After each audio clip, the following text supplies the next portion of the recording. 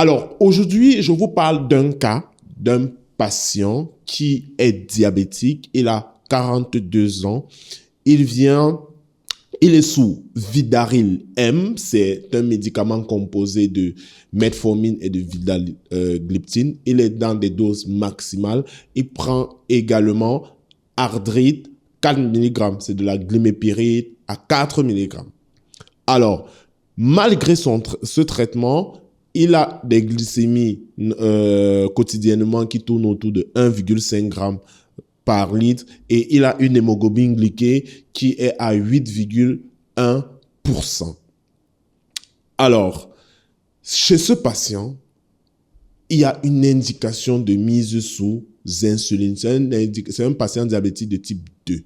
La première chose qu'on cherche à faire chez ce patient, c'est OK, monsieur, on vérifie s'il est coopérant à son traitement. Ça veut dire que on vérifie si il va se dire, il est en train de bien prendre, bien respecter ses doses, prendre ses médicaments aux heures qu'il faut et respecter les posologies. OK? Est-ce que ces médicaments ne sont pas périmés? Est-ce que ces médicaments... Donc, on vérifie, n'est-ce pas, tout ça d'abord pour être sûr que ça ne dépend pas d'une mauvaise prise médicamenteuse.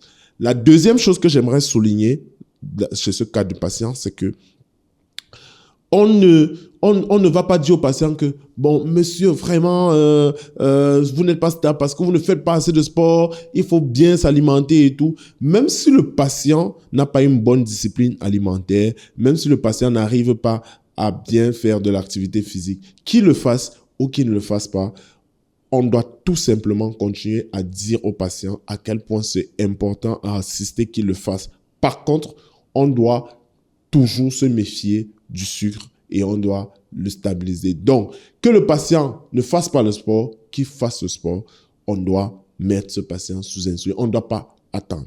La troisième chose, c'est que lorsqu'on initie l'insuline, on initie d'abord une injection par jour, une seule, par 2. Et c'est cette insuline qui va lutter contre le sucre produit par le foie. Et en général, parce que la glycémie du matin dépend très peu des repas, dépend surtout du foie. Donc, je vous dis à bientôt pour une prochaine vidéo.